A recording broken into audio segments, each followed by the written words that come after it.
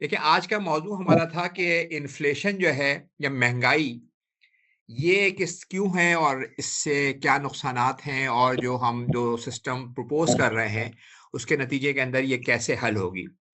पहली बात तो मैं आपको इन्फ्लेशन का मतलब बताना चाह रहा था। देखें, इन्फ्लेशन जब ये महँगाई की बात करते हैं, तो हम जनरली ये बात समझ रहे होते हैं कि आटे की कीमत बढ़ गई, शक्कर की कीमत बढ़ गई और चीज़ों की कीमत बढ़ गई, ये महँगाई है, ठीक है?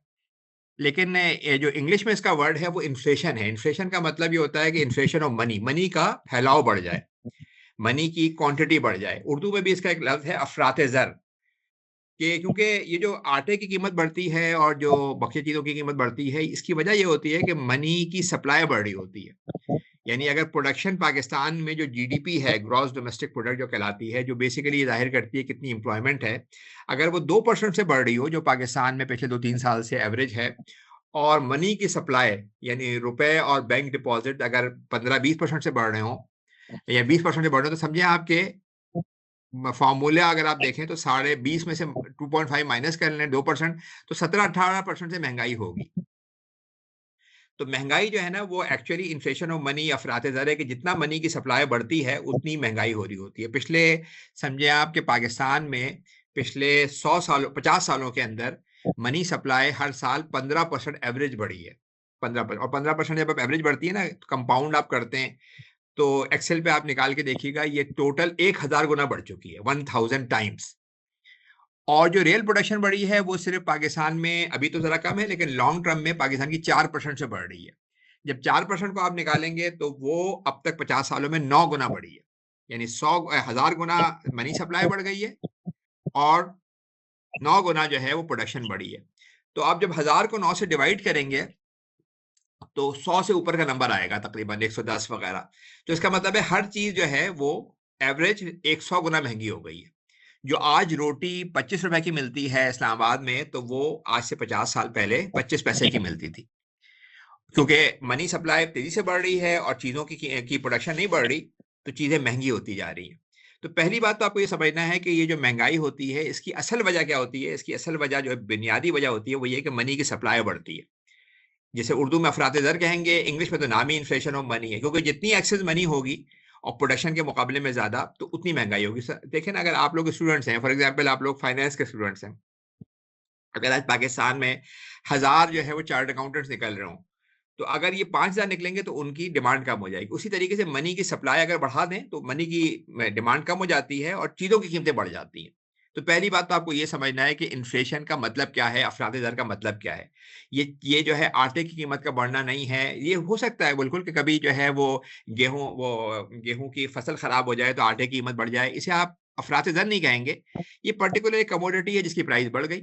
लेकिन जब क्योंकि लोग उसपे ज़्यादा पैसे खर्च कर रहे होंगे, तो फिर किसी और चीज़ पे कम पैसे खर्च करेंगे। यानी गेहूँ पे अगर ज़्यादा पैसे खर्च कर रहे हैं आटे पे, तो इसका मतलब है शक्कर पे कम खर्च है, क्योंकि टोटल मनी सप्लाई तो उतनी ही है। तो पहली बात तो आपको ये समझना है कि जो ओवरऑल जब मनी सप्लाई बढ़ती है, तो उससे चीज़ों की कीमतें महँगी होती हैं। अगर आज पाकिस्तान में तकरीबन 40 ट्रिलियन के डिपॉज़िट्स हैं और इनको डबल कर दिया जाए, डिपॉज़िट्स और कैश मिला के आप समझे ना, कैश होता है और या बैंकों के डिपॉज़िट्स दोनों मनी की 2 किस्में हैं। अगर इनको डबल कर दिया जाए तो अगले 6 से 12 महीने में हर चीज़ की कीमत 12 महीने में डबल हो जाएगी, क्योंकि ये ज मनी सप्लाई बढ़ गई है और प्रोडक्शन नहीं बढ़ी है उस तरीके से। तो पहली बात तो आप ये समझ लें। दूसरी बात ये कि जो इन्फ्लेशन होती है, महँगाई, ये सबके लिए नुकसानदेह नहीं होती। हम जनरली कहते हैं ना कि महँगाई हो गई, बड़ा नुकसान हो गया। नहीं, इसमें कुछ विनर्स होते हैं और कुछ उसके लूज़र्स होते हैं। विनर्स कौन होते हैं? वो रिच क्लास के जो एसेट होल्ड कर रही है। उसमें सबसे बड़े एसेट जो हैं वो क्या होते हैं? पाकिस्तान में रियल एस्टेट है, प्लॉट्स हैं, मकानात हैं। ऐसे-ऐसे लोग हैं जिनके पास 100-100 प्लॉट्स रखे हुए हैं। और क्या है दूसरा, दूसरे एसेट की क्या किस्म है? स्टॉक एक्सचेंज के अंदर उनके पैसे रखे हुए, शेयर्स की कीमत आप देख रहे होंगे बड़ी तेज़ी से बढ़ रही है। फिर ये कि सोना है, चाँदी है, जब ये चीज़ें जिनके पास होती हैं, वो इसके विनर्स होते हैं। इन्फ्लेशन आप समझिए एक गेम है, जो है ना वो जो है, तो उसमें विनर्स कौन है? जिनके पास एसेट्स हैं, फाइनेंशियल एसेट, रियल एस्टेट, ये सब। दूसरे कौन हैं? जिन जो लूज़र्स हैं, वो लोग जो जो गरीब हैं और जिनके पास कोई एसेट्स नहीं है, फिक्स इनकम के ऊपर हैं। वो लूज़र्स हैं इसलिए कि उनको फ़ायदा कुछ नहीं हुआ महँगाई कीमत बढ़ने से, उनको नुकसान ये हुआ कि अगर उनकी तनख्वाह पहले 40,000 थी, उससे कोई सामान आता था, तो अब अगर महंगाई 20% बढ़ जाएगी तो अब उन्हें 50,000 रुपए चाहिए, तनख्वाह उनकी 40,000 ही है, तो चीजें कम आएंगी। तो ये लूजर्स होते हैं। और ये जो समझे आपके जो 25, जो मैंने आपको बताया ना कि जो आज रोटी 25 रुपए की मिल रही है, 1975 में शायद 25 पैसे की होगी। तो 25 पैसे से जो 25 रुपए का सफर है, इसमें हजारों गरीब मारे गए, क्योंकि जब कीमत बढ़ी है उनकी कुव्वत खरीद कर खत्म हो गई, वो बच्चों को अपने नहीं पिला पा सके जितना अच्छी तरीके से खिलाना था, क्यों उनकी जरूरत थी। तो ये जो महंगाई है इसीलिए बहुत खराब चीज समझी जाती है कि ये गरीबों को बुरी तरीके से तंग करती है, डिस्प्रोपोर्शनेटली उनके लिए नुकसानदेह होती है। और इससे फिर इकोनॉमिक मसले भी होते हैं, क्योंकि अगर आप महंगाई तेजी से हो रही होगी तो क्या होगा कि उससे फिर ये नुकसान ये होता है कि स्टेबिलिटी नहीं होती है अकाउंट उसमें अंदर इकोनॉमी के अंदर, वो एक अलग मसाइल है इसको, और उससे और परेशानियां भी होती हैं। इसमें एक तो मैं आपको पहले शुरू ये करूंगा कि नबी करीम सल्लल्लाहु अलैहि वसल्लम की क्या गाइडेंस है इस मामले में। मदीने में ना एक दफा प्राइसेस बढ़ गई बहुत, तो लोग नबी करीम सल्लल्लाहु अलैहि वसल्लम के पास गए और आपने उनसे कहा कि आप हमारे लिए ना प्राइसेस फिक्स कर दें चीजों की। तो आपने फरमाया कि देखो जो है वो प्राइसेस बढ़ाता भी अल्लाह है, कम भी अल्लाह ताला करता है। और यानी उस जमाने में रियल वो थी, आज की तरह तो नहीं थी कि मनी छापे छापे जा रहे हो उससे कीमतें बढ़ रही हो, रियल कीमतें बढ़ गई थी। किसी हो सकता है गेहूं की कीमत बढ़ गई हो क्या। तो मैं नहीं चाहता कि मैं अल्लाह के पास जाऊं तो मैं किसी का क्लेम मेरे अगेंस्ट हो, तो आपने मना कर दिया। और इसी वजह से जो है वो, ये क्योंकि सही हदीस है, तो हमारे अइम्मा का व्यू ये है कि प्राइसिंग में गवर्नमेंट को नहीं इन्वॉल्व होना चाहिए। अगर इस तरह की सिचुएशन ना हो जो आज सिचुएशन है जहां प्राइसिंग बड़ी गवर्नमेंट की वजह से रही है, वो तो आपको ठीक करना जरूरी है बिल्कुल।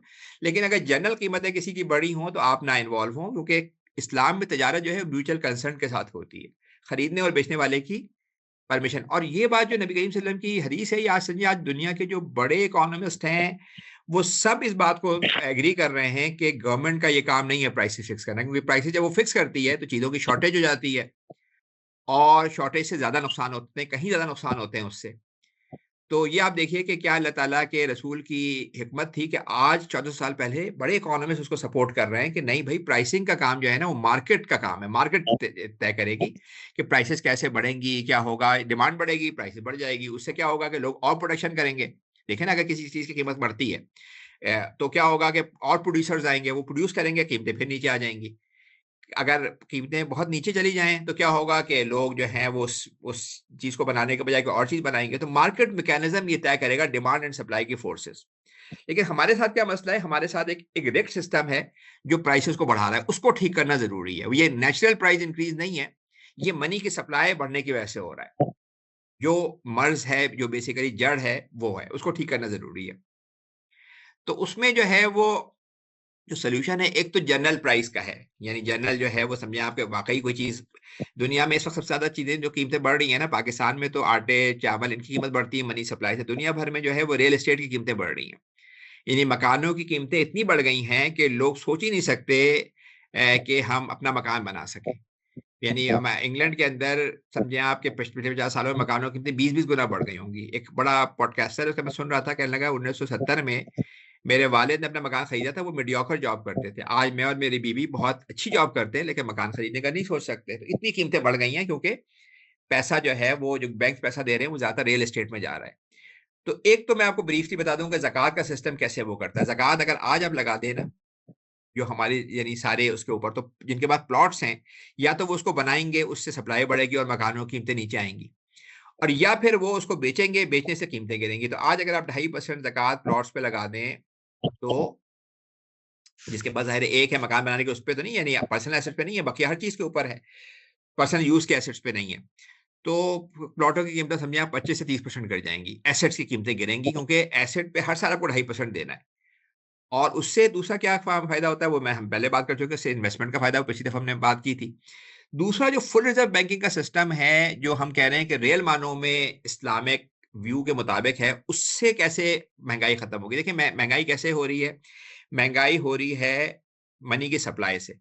मनी की सप्लाई बढ़ रही है, और मनी की सप्लाई कैसे बढ़ रही है, बैंक कैसे बढ़ाते हैं। बैंक के पास, मैंने आपको फ्रैक्शनल रिजर्व पे हमने बात की थी पिछली दफा भी, कि बैंक के पास जब आप 1 लाख रुपए जाके रखवाते हैं तो बैंक क्या करता है, उसमें से वो 5% जो है वो स्टेट बैंक में रखता है, ताकि स्टेट बैंक की का लॉ है, रिजर्व अकाउंट उसका होता है, डिपॉजिट अकाउंट आप उसे कहें, और 5% कैश में रखता है। और 90,000 में किसी को लोन दे देता है, तो जिसको वो लोन देता है उसके मनी अकाउंट में या उसके डिपॉजिट अकाउंट में पैसे डाल देता है और मनी डबल हो जाती है। फिर जिसने लोन लिया होता है उसने भी ज़ाहिर है किसी काम के लिए होता है, उसने किसी वेंडर को, किसी एम्प्लॉय को पे किया, उसने फिर बैंक अपने बैंक में जाके रखवाया, बैंक ने 5% कैश रखा, 5% स्टेट बैंक में रखा, 80,000 किसी को लोन दे दिया। तो पाकिस्तान में जो रेशो है वो 5% रिजर्व रेशो का है। उसको अगर आप कैलकुलेट करेंगे तो banking industry 20 times money create कर सकती है। इस वक्त हमारे और आपके जो डिपॉजिट्स हैं बैंक में वो तकरीबन 35-40 ट्रिलियन के हैं, और बैंकों के पास 2-3 ट्रिलियन का कैश पड़ा हुआ है, क्योंकि उन्होंने मनी इस तरह क्रिएट कर रहे हैं। और इससे क्या हो रहा है, इससे महंगाई हो रही है। जो ये 1000 गुना मनी सप्लाई बढ़ गई है वो यही है कि मनी सप्लाई वो दी है, जब वो लोन देंगे नई मनी क्रिएट होगी। तो फुल रिजर्व बैंकिंग जो सिस्टम है वो किस तरीके से मनी सप्लाई को कंट्रोल करता है, वो इस तरह कंट्रोल करता है कि वो प्राइवेट बैंकों को मनी क्रिएट करने से मना कर देता है। वो कहता है कि भाई बैंकिंग आप करें मगर मनी क्रिएट आप ना करें, क्योंकि जब आप मनी क्रिएट करते हैं उससे महंगाई होती है, गरीब मारे जाते हैं, इकोनॉमिक इंस्टेबिलिटी होती है, फाइनेंशियल इंस्टेबिलिटी होती है, क्योंकि आपके पास पैसे होते नहीं। 5% ज्यादा लोग आपके पास आ जाएंगे तो आप डिफॉल्ट कर जाएंगे, बैंक रन हो जाएंगे। तो आप क्या करेंगे, आपको यानी पूरे पैसे जो सॉवरेन मनी पूरी रखनी है अपने पास। तो फुल रिजर्व बैंकिंग का मतलब ये है कि उनके पास अगर 40 ट्रिलियन के डिपॉजिट है पाकिस्तान में, तो 40 ट्रिलियन की उनके पास सॉवरेन करेंसी होनी चाहिए। सॉवरेन या स्टेट करेंसी कहते हैं, मैं आसान अल्फाज, स्टेट करेंसी। स्टेट करेंसी की दो किस्में होती हैं, एक कैश होता है जो हमारे हाथों में होता है, और एक स्टेट बैंक में अकाउंट होता है बैंकों का, क्योंकि स्टेट बैंक बैंकिंग का यानी गवर्नमेंट का इदारा है, तो वहां जो पैसे होते हैं वो स्टेट के पास होते हैं। वो तो अभी वो 10% है, 5% कैश और 5% स्टेट बैंक के पास। तो इस फुल रिजर्व में उनको 100% रखना होगा। कैश तो जाहिर है रिक्वायरमेंट नहीं है, कैश तो पाकिस्तान इतनी रिक्वायरमेंट दुनिया में नहीं होती। उनको अपना अकाउंट 95% तक लेके जाना होगा, या समझे आप 100% तक लेके जाना होगा स्टेट बैंक। और उसके लिए जब वो लेके जाएंगे तो उनकी मनी क्रिएशन की पावर खत्म हो जाएगी। उससे हम अलग बात कर चुके हैं कि उससे पाकिस्तान का डेट खत्म हो जाएगा, वो अगली दफा हम बात करेंगे। लेकिन मनी की क्रिएशन की पावर वो खत्म हो जाएगी। जो 15-20% से मनी सप्लाई बढ़ रही है, महंगाई हो रही है, वो खत्म हो जाएगी। और फुल रिजर्व बैंकिंग में मनी कौन क्रिएट करेगा? मनी क्रिएट करेगा स्टेट बैंक। अभी भी वो क्रिएट कर रहा है मगर सिर्फ 5% कर रहा है जो कैश है। जो सॉफ्ट मनी है, जैसे आप डिजिटल मनी कहेंगे, वो सारे बैंक क्रिएट कर रहे हैं लोन की सूरत में। इसमें सॉफ्ट मनी भी स्टेट बैंक क्रिएट करेगा। और कितनी क्रिएट करेगा? वो सिर्फ इतनी क्रिएट करेगा जितनी आपकी रियल प्रोडक्शन बढ़ रही है। यानी अगर रियल प्रोडक्शन आपकी 4% से बढ़ रही है तो 4% मनी क्रिएट करेंगे, और ताकि महंगाई भी ना हो और डिफ्लेशन भी ना हो, ये भी ना हो कि लोगों की सैलरी कम करनी पड़े। तो जो 4% जो है वो छोटी रकम नहीं है। 4% है, तकरीबन 2000 बिलियन का अमाउंट है। ये 2000 बिलियन पाकिस्तान का जो टैक्स जमा हो रहा है ना, उसका 15-20% है। अगर ये 2000 बिलियन जो है वो हम गरीब लोगों में डिस्ट्रीब्यूट करें तो पाकिस्तान में सिर्फ 12 मिलियन गरीब फैमिलीज हैं। तो हर फैमिली को तकरीबन 20,000 रुपए महीने के शायद मिल सकते होंगे अगर हम कैलकुलेट करें एक्सेल पे, तो इतनी बड़ी रकम है ये। तो फुल रिजर्व बैंकिंग 3 बातें कर रहा है। पहली बात ये कि मनी क्रिएशन, क्योंकि वो महंगाई कर रही है, क्योंकि बैंकों के पास जब ये पावर होती है ना तो वो अच्छे हालात होते हैं, तो वो मनी क्रिएट करते हैं। उससे क्या होता है कि एसेट प्राइसेस बढ़ी, रियल एस्टेट बढ़ी, फिर उसके बाद फाइनेंशियल प्राइसेस बढ़ी, फिर और चीजें बढ़ती, बलून बढ़ना शुरू हो जाता है। और वो जो बलून क्या होता है, वो जब फटता है, क्योंकि वो डेट के ऊपर होता है, कर्जे पे। ये मॉडर्न बैंकिंग में जो मनी क्रिएट हो रही है वो किस तरह क्रिएट हो रही है? वो डेट के साथ क्रिएट हो रही है, कर्ज के साथ। जो कैश है वो तो कर्ज के साथ नहीं क्रिएट, वो स्टेट बैंक क्रिएट करता है। बैंक लोन की सूरत में मनी क्रिएट करते हैं। तो ये जो कर्ज के साथ क्रिएट हो रही है उससे इनस्टेबिलिटी हो रही है, कर्ज बढ़ता जा रहा है। तो जब वो उस बलून में सुराख होता है तो फिर पूरी इकोनॉमी कॉन्ट्रैक्ट करनी शुरू हो जाती है। और ये जो सिलसिला होता है, इससे क्या होता है कि मुस्तकिल इकोनॉमी जो है ना वो इनस्टेबल रहती है। आप सोचिए ना कि एक जिस्म है, उसमें आप खून डाल रहे हैं, निकाल रहे हैं, कभी भी वो स्टेबल नहीं रह सकता। तो फुल रिजर्व बैंकिंग जो है वो एक तरह से महंगाई को, जो इन्फ्लेशन ऑफ मनी जिसे अफरात ज़र कहते हैं, उसको कंट्रोल करने का मौसर जरिया है। इसलिए कि यहाँ पे मनी की production will be tied up with the real activity in the economy, which is GDP growth. जो गुड्स एंड सर्विसेज हैं उसमें जितनी ग्रोथ है उतनी आप करेंगे। उसका नतीजा क्या होगा? सबसे बड़ी बात, उसमें फाइनेंशियल डिसिप्लिन आ जाएगा। कोई ये नहीं होगा कि बैंक के पास पैसे नहीं है, आप गए तो बैंक डिफॉल्ट कर गए। अमेरिका में हर साल 5-6 बैंक डिफॉल्ट करते हैं, और उससे पूरी फाइनेंशियल सिस्टम चोक होने लगता है, क्योंकि लोगों के पैसे फंस गए। इकोनॉमिक इंस्टेबिलिटी आएगी, क्योंकि आप जो पहले पंप कर रहे हैं फिर निकाल रहे हैं। अगर आप मनी जो है बिल्कुल इकोनॉमिक एक्टिविटी के साथ साथ जनरेट होती जाए तो इकोनॉमिक स्टेबिलिटी आएगी और सस्टेनेबल ग्रोथ होगी, क्योंकि गरीब इसे मारे नहीं जा रहे होंगे। इन्वेस्टर जो होंगे उन्हें पता होगा कितनी कीमतें बढ़ रही होंगी। तो ये जो full reserve interest free banking का निजाम है, ये इन्फ्लेशन को कंट्रोल करता है, इन्फ्लेशन ऑफ मनी को। इसमें जाहिर है ये रहेगा कि कभी अभी गेहूं की प्राइस की फसल खराब हो गई, तो उसमें अगर उससे कोई प्राइसेस बढ़ी, उसे आप महंगाई नहीं कहते, उसे आप कहते हैं उस चीज की कीमत बढ़ गई। तो वो तो जाहिर है रियल इकोनॉमी है, रियल इकोनॉमी से कीमतें बढ़ सकती हैं। उस पर नबी करीम सल्लल्लाहु अलैहि वसल्लम ने कहा भी है कि उसमें इन्वॉल्व होने की गवर्नमेंट की जरूरत नहीं है। जब आप कीमतें बढ़ेंगी तो ज्यादा प्रोड्यूसर्स आएंगे, अगले साल और लोग प्रोड्यूस करेंगे और कीमतें बराबर हो जाएंगी, लेकिन आप गवर्नमेंट का काम उसमें इन्वॉल्वमेंट नहीं है। लेकिन ये जो गड़बड़ हो रही है, जो गवर्नमेंट कर रही है खुद से मनी बढ़ा के और कर्जे ले लेके, क्योंकि सबसे बड़ी बरौर तो गवर्नमेंट खुद है, वो कर्जे लेती है, उससे महंगाई होती है, महंगाई होती है, गरीब मारे जाते हैं। फुल रिजर्व के अंदर आप क्या बात कर रहे हैं कि कर्जे ज़ाहिर ख़त्म हो जाते हैं इसके अंदर, तो लोन नहीं लेना पड़ता, उससे महंगाई और मनी सिर्फ उतनी क्रिएट होगी जितनी रियल प्रोडक्शन बढ़ रही होगी। तो मुख्तसर सी वो है। अब मैं चाह रहा था कि आप लोगों को क्वेश्चन आंसर है तो वो बात पूछ लें। सर जी क्या ऐसा अस्सलाम वालेकुम पॉसिबल है? वरहमतुल्लाह। एक मिनट है। जी जी बोले। अस्सलाम वालेकुम वरहमतुल्लाह। जी जी जी आवाज आ रही है? जी बिल्कुल आ रही है, बिल्कुल आ रही है। जी बोलिए। अभी पहले खातून एक बोल रही थी, पहले मेरे ख्याल है वो कर लें, ताकि जिन्होंने सवाल पहले जिनकी आवाज़ आई मेरे ख्याल है पहले उनको ले लेते हैं, फिर उसके बाद बकिया लोगों को कर लेते हैं। पूछिए जी, जिन्होंने पहले सब जिनकी आवाज़ आई थी। जी अस्सलाम वालेकुम सर। जी वालेकुम सलाम। सर मेरा ये क्वेश्चन था कि ऐसा पॉसिबल है कि हम इन्फ्लेमेशन को डिक्रीज कर सके, और अगर डिक्रीज करना चाहते हैं तो किस तरह कर सकते? इसको इन्फ्लेशन को डिक्रीज कर सके। जी। देखिए मैंने आपको बताया ना कि इन्फ्लेशन, आपने शुरू से सुन ली थी ना मेरी बात। मैं कह रहा था कि इन्फ्लेशन क्यों होती है, महंगाई क्यों होती है। महंगाई होती है महंगाई की बात होती है continued increase in goods and services. वो इस वजह से होती है मेनली कि आप मनी सप्लाई आपकी ज़्यादा तेज़ी से बढ़ रही है बनिस्बत प्रोडक्शन के। अगर प्रोडक्शन पाकिस्तान में 2% से बढ़ रही हो, मनी सप्लाई 20% से बढ़ रही हो, तो क्या होगा, 18% महंगाई होगी, और ये हर साल होती रहेगी। ये जो है महंगाई अब आप पूछेंगे कि मनी सप्लाई क्यों बढ़ रही है। मनी सप्लाई इसलिए बढ़ रही है कि गवर्नमेंट भी कर्जों पे काम कर रही है। सबसे ज़्यादा तो पाकिस्तान में गवर्नमेंट कर्जे पे काम कर रही है, तो जब वो कर्जे लेती है कमर्शियल बैंकों से तो उससे मनी सप्लाई बढ़ती है। उसकी मैंने आपको फ्रैक्शन रिजर्व में मिसाल बताई कि बैंक कैसे मनी क्रिएट करते हैं।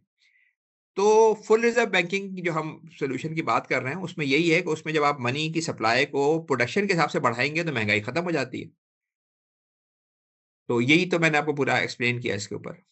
तो मैं अगर आप 2% 4% पाकिस्तान की लॉन्ग टर्म ग्रोथ है, गुड्स एंड सर्विसेज में जो बढ़ोतरी होती है वो 4% है तकरीबन लॉन्ग टर्म। तो अगर आप 4% मनी सप्लाई बढ़ाते हैं और वो स्टेट क्रिएट करती है मनी, अभी तो बैंक क्रिएट कर रहे हैं ना, वो सॉफ्ट मनी या रियल मनी समझे स्टेट क्रिएट करती है, तो उससे ना सिर्फ महंगाई खत्म हो जाती है बल्कि गवर्नमेंट के पास एक बहुत अच्छा जरिया है पैसा अच्छी जगह पे इस्तेमाल करने का, जो तकरीबन 2000 बिलियन रुपए बनेगा।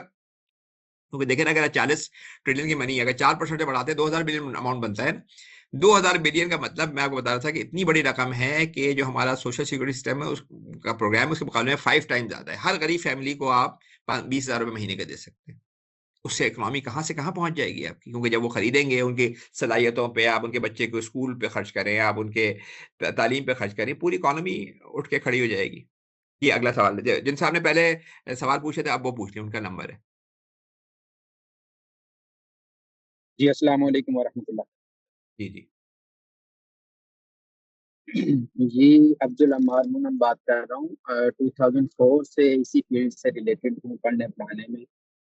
मेरी गुजारिश ये है कि देखिए फुल रिजर्व बैंकिंग सिस्टम हमारे इख्तियार में नहीं है। वो उसके बनाने वाले जो हैं वो इम्पावर्ड हैं और वही इसी निज़ाम को लेके चल रहे हैं।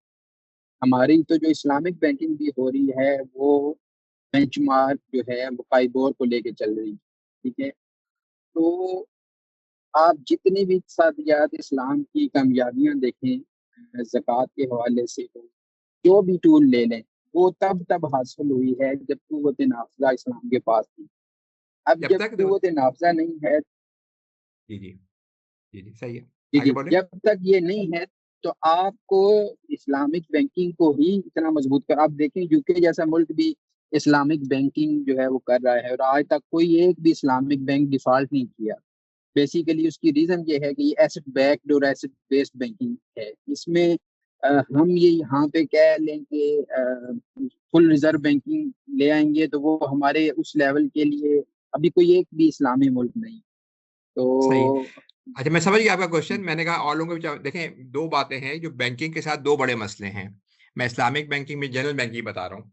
पहली बात ये कि बैंक जो है ना वो फ्रैक्शनल रिजर्व बैंकिंग के सिस्टम के थ्रू मनी क्रिएट, जब बैंक किसी का ही लोन देगा या इन्वेस्टमेंट करेगा, ये भी याद रखें, कोई आप एसेट भी खरीदेंगे तो आप मनी क्रिएट करेंगे, तो फ्रैक्शनल रिजर्व के थ्रू मनी क्रिएट हो रही है पहली बात। तो अब ये मनी जो क्रिएट हो रही है, इससे महंगाई हो रही है, गरीब मारे जा रहे हैं।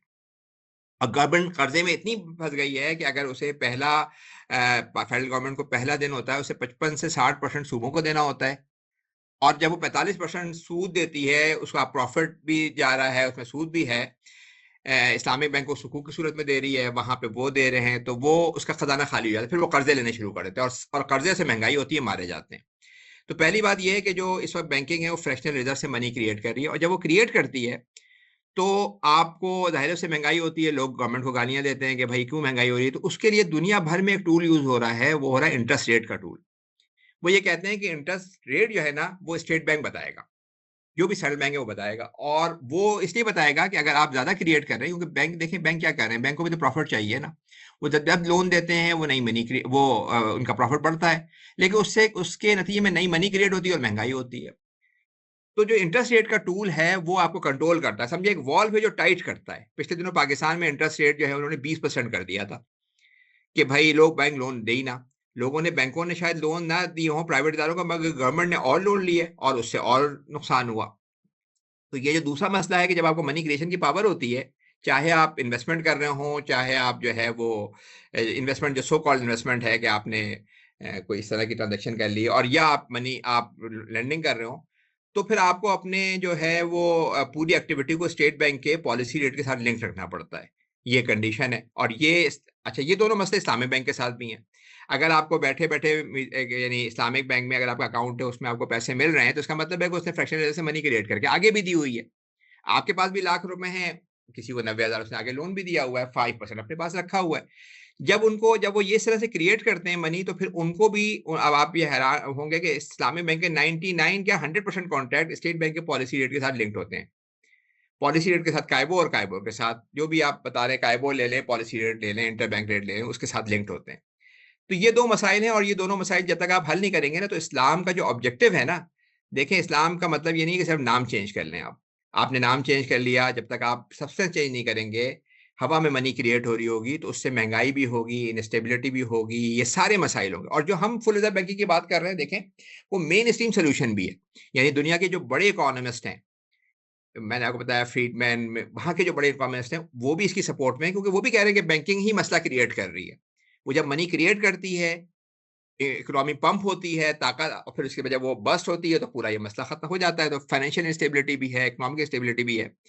तो इस्लामिक बैंकों के हवाले से आप बात कर रहे थे, इस्लामिक बैंकों में ये दोनों मसाइल मौजूद हैं। और फिर तीसरा जब ये मसला ये होता है कि फिर जब वो अपनी जो ट्रांजैक्शन कर रहे होते हैं वो मार्केट प्राइसेस पे नहीं होती, जो इजारा करेंगे वो एक्चुअल गाड़ी का किराया तो नहीं होता, वो एक्चुअली तो वो कर्ज अगर नीचे जाके तो डेट वाला होता है। तो हम ये बात कर रहे हैं कि हम रियल मानों में चेंज, वरना देखें अगर 2 साल बाद सारा इस्लामिक हो भी जाए, इस्लामिक बैंक बन जाए, चार्टर बैंक भी इस्लामिक, हबीब बैंक भी इस्लामिक, और मुल्क में गुर्बत उससे ज्यादा हो, उससे ज्यादा तबाही हो रही हो, तो लोग फिर मायूस होंगे ना। तो हमें अभी से ये काम करना है कि सही मानों में सब्सटेंस जाके चेंज करना है। तो फुल रिजर्व बैंकिंग एक ऐसा सिस्टम है जो पूरा निजाम को ओवरऑल करने की बात कर रहा है। वो कह रहा है कि जी नहीं, प्राइवेट इदारे मनी नहीं क्रिएट करेंगे, क्योंकि money creation is a public good.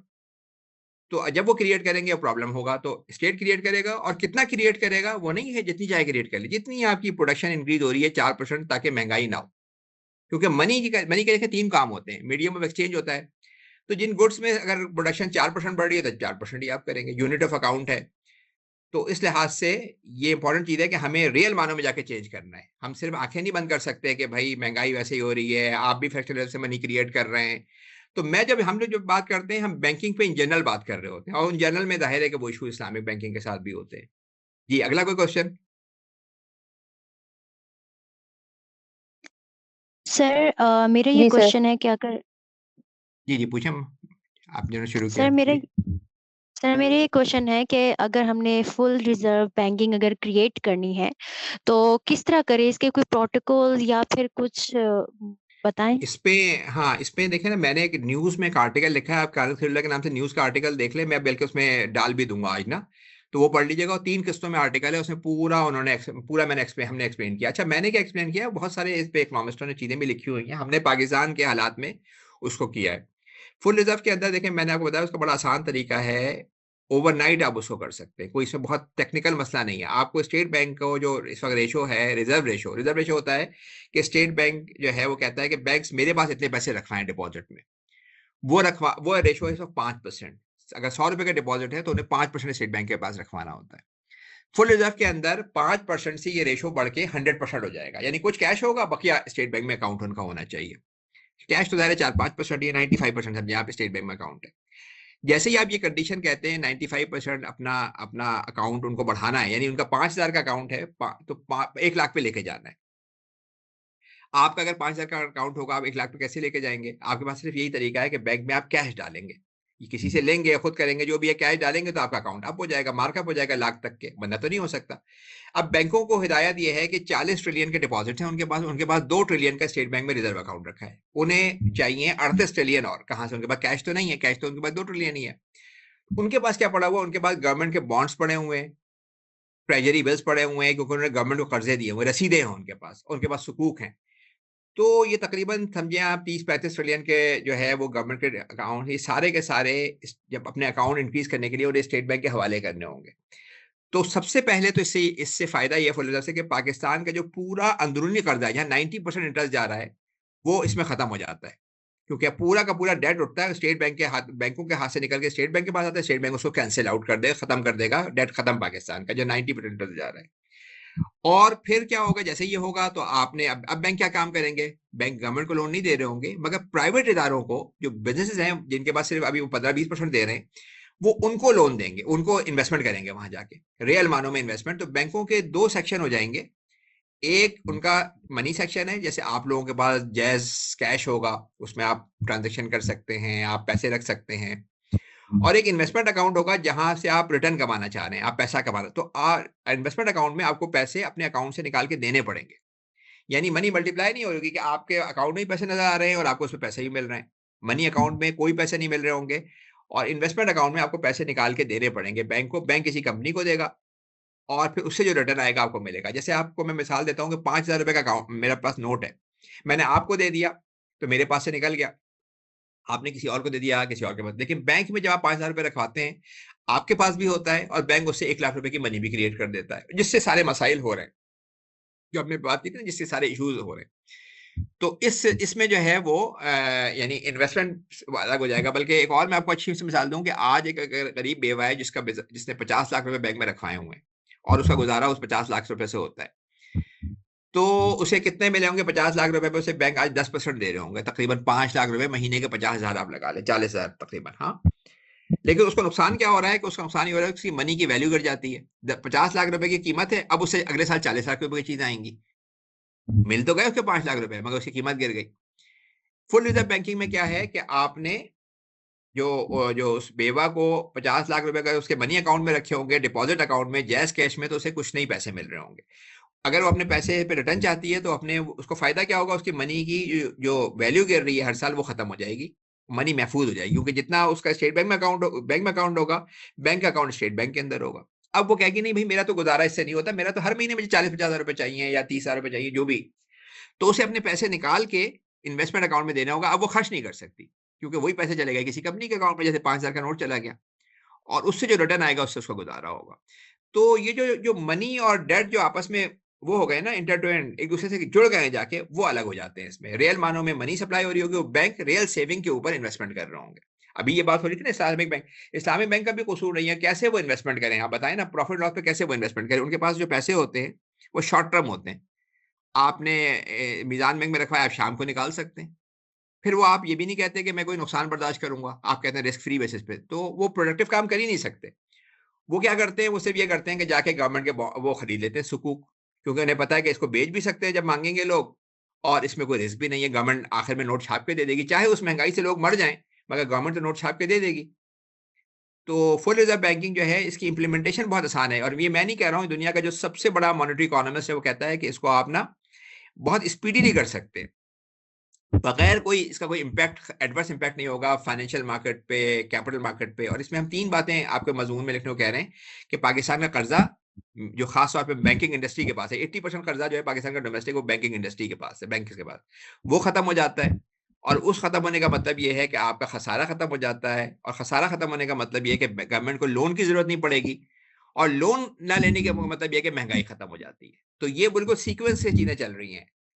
जब आपका ये कर्जे से इंटरेस्ट आता है, इंटरेस्ट खत्म होने की वजह से सारी चीजें जो है वो अलाइन हो जाती है। तो इसी मौजूद पे हम लिखने को कह रहे हैं कि आप ये मालूम करें। और ये बात, ये जो मैं आपको बता रहा हूँ ना, ये दुनिया में बड़े बड़े इकोनॉमिस्टों को भी इस पर डिस्कस नहीं कर रहे, बात ही नहीं हो रही है ना। पिछले दिनों एक इंग्लैंड में एक वो हुआ था सर्वे, उसमें लोगों से पूछा गया था कि भाई हम जो बैंकों में पैसे रखवाते हैं वो कहाँ होते हैं। तो 30% लोगों ने ये कहा कि बैंक में ही होते हैं। मतलब उनके जहनों में ये था कि बचपन में गुल्लक में सिक्के डालते थे ना, तो वो सिक्के हैं और हम जब चाहे निकाल लें। 60% लोगों ने ये कहा कि जो बैंकों में हम पैसे रखवाते हैं उसमें से बैंक आगे लोन दे देता है कुछ। सिर्फ 10% लोगों को ये हकीकत मालूम थी कि इस वक्त मॉडर्न बैंकिंग मनी से, लोन से मनी क्रिएट कर रही है। यानी जब वो, उनको कोई एक पैसे की भी जरूरत नहीं होती, जब वो लोन देंगे नई मनी क्रिएट कर देंगे। अकाउंटिंग डबल एंट्री के सिस्टम के थ्रू मनी क्रिएट करते हैं। इस वक्त गवर्नमेंट ऑफ पाकिस्तान हर महीने जाती है, कमर्शियल बैंक, इस्लामिक बैंक सबसे मिला जुला के कोई 400 बिलियन रुपए का लोन लेती है, और लोन लेके इंटरेस्ट की सूरत में वापस कर देती है, प्रॉफिट की सूरत में। जब वो अकाउंट्स में जाता है बैंकों के थ्रू उसके खातेदारों के पास, तो क्या होता है, मनी का फैलाव बढ़ जाता है। मैं और आप महंगाई सहते हैं, गरीब मर जाते हैं उससे। और क्योंकि वो मनी कर्ज के साथ होती है, तो कर्ज हमारी जो आने वाली जनरेशन, आप लोग हैं, इनको अदा करना पड़ेगा। तो ये पूरा सिस्टम जो है रिग्ड हो गया है, और फुल रिजर्व बैंकिंग इसका सोल्यूशन है, अल्टीमेट सोल्यूशन। जी, कोई और क्वेश्चन नहीं है तो फिर मेरा ख्याल है हम, कोई क्वेश्चन है तो पूछ लें, वरना फिर हम खत्म करते हैं। जी, अस्सलाम वालेकुम सर। जी वालेकुम सलाम। सर मेरा क्वेश्चन ये है कि सर जो आप फुल रिजर्व बैंकिंग का प्रोसेस है कि हमें गाइड कर रहे हैं, तो सर इसके थ्रू आपने कहा कि अल्टीमेट सॉल्यूशन है हमारा कि हमारा इन्फ्लेशन रेट जो है वो रिड्यूस हो जाएगा।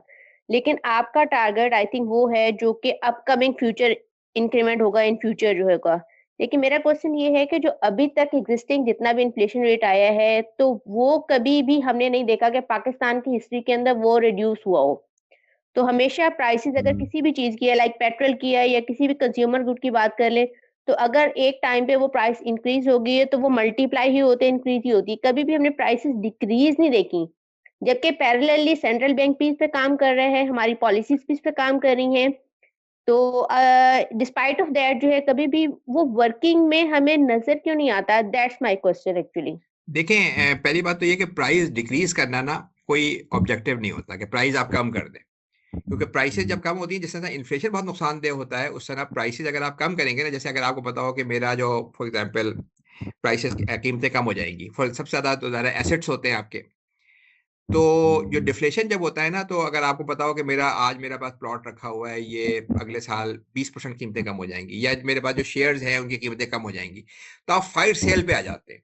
और जब फायर सेल पे आते हैं तो क्या होता है कि फिर आपकी पूरी इकोनॉमी जो है वो डाउनवर्ड चली जाती है, क्योंकि कंपनीज अपनी सेल कर रही होती है चीज़ों की, अपने एसेट्स की इन्वेस्टमेंट कम हो रही होती है, उन्हें पता है कि भाई ये 100 रुपए की चीज़ है, ये तो 80 रुपए की रह जाएगी। तो डिफ्लेशन जो है ना, वो बजाते खुद वो फायदा, अब तक जो प्राइसेस हो गई हैं उनको आपको स्टेबल रखना है, क्योंकि अभी कुछ लोगों के पास है, कुछ नहीं है। तो अगर इकोनॉमी पॉइंट ऑफ व्यू से अच्छा ये होता है कि जो हो चुका है वो तो हो चुका है। अब आगे ये कि आगे से महंगाई ना हो, और जो मनी सप्लाई इंक्रीज हो रही हो, जो आप क्रिएट कर रहे हो, वो गरीबों को फायदे के लिए हो। तो हमारा ऑब्जेक्टिव ये कहीं नहीं है कि हम प्राइसेस कह रहे हैं कि अब जैसे अगर रोटी 25 रुपए की, अब आप 25 पैसे में नहीं ले आ सकते, क्योंकि अगर 25 पैसे में लेके जाएंगे तो हजारों तंदूर मारे जाएंगे, वो बंद करके चले जाएंगे, वो काम, आपको रोटी नहीं मिलेगी।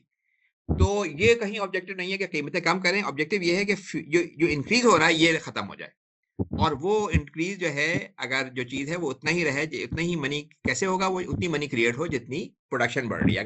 अगर रोटियां प्रोडक्शन जो है वो 3% से बढ़ रही है, तो आप 3% मनी क्रिएट करें। और मनी कैसे क्रिएट करें? वो स्टेट बैंक क्रिएट करे विदाउट डेट, जिस तरह वो कैश क्रिएट करता है। जी, अगला सवाल। Excuse me sir. जी जी बोलिए। सर एक लास्ट क्वेश्चन ये था कि सर जो हमने आर्टिकल सबमिट करवाए हैं, सर उसका रिजल्ट कब तक एक्सपेक्टेड है कि वो हमें कम्युनिकेट हो जाएगा? देखें, अभी हमने ना डेट बढ़ा दी है, डेट हमारी है 31 दिसंबर, ठीक है? जी जी तो ठीक है। 31 दिसंबर को जमा हो जाएंगे। उसके बाद हम एक कमेटी बना रहे हैं, जो लोग इसको चेक वेक करेंगे, 3-4 अच्छे लोग होंगे प्रोफेसर। तो मेरा ख्याल है कि अगर हमने 31 दिसंबर को क्लोज किया तो ये जनवरी में चेकिंग वकिंग हो जाएगी इंशाल्लाह। और उसके बाद फिर हम कोई टाइम दे के अनाउंस कर देंगे। हमारा क्लोजिंग सेरेमनीज हमें करनी है इंशाल्लाह ताला इस्लामाबाद, कराची, लाहौर में। तो हम कोशिशें करेंगे उसमें जो लोगों ने पार्टिसिपेट किया उनको सर्टिफिकेट वगैरह भी दे सकें, और उस वक्त अनाउंसमेंट भी। अनाउंसमेंट तो ज़ाहिर है 3 लोगों की होनी है ना, अगर 1000, 500, 1000 लोग लिख रहे हैं तो 3 लोगों का लिखेंगे। अब बकिया हम ये देखेंगे कोई बहुत अच्छे हैं तो शायद पब्लिशिंग की तरफ जाएं। तो आप समझें कि ये जो पूरा क्लोजिंग होगी ये मार्च अप्रैल तक के जाके होगी। बीच में रमज़ान भी है, एक आध महीना, तो हमारा ज़्यादा ख्याल है कि मेरे ख्याल सेरेमनी शायद रमज़ान के बाद हो, या हो सकता है रमज़ान से पहले ज़रा कम टाइम होगा, क्योंकि बड़ा काम है ना। अगर ये 1000 आर्टिकल आ जाते हैं, 500 आ जाते हैं, चेकिंग भी इसका बड़ा काम है। और हम चाहते हैं कि एक ही लोग चेक करें, ताकि उसका फ़ायदा ये होता है कि फिर वो ये ना हो कि नंबरिंग में कोई डिस्पैरिटी हो। Exactly sir. ठीक है, मेरा ख्याल है कि अच्छी खासी हमारी बात हो गई, और आप लोग माशाल्लाह उसमें मेंबर तो खासे हैं, मगर आप लोग ने अटेंड किया, बड़ी अच्छी बात है। मुझे लगता है कि अच्छा आप लोग लिख सकेंगे इंशाल्लाह। और हम कोशिश करेंगे कि इस वीडियो को, अगर रिकॉर्डिंग है, मैं उमर से कहता हूँ वो इसकी रिकॉर्डिंग करके इसको भी डाल दे और पिछले वाले को भी डाल देना, ताकि लोग देख भी सके। फिर इंशाल्लाह अगले हफ्ते हम अगले मौजू पे बात करेंगे। ठीक है जी, थैंक यू जी, हाफिज़, अस्सलाम वालेकुम।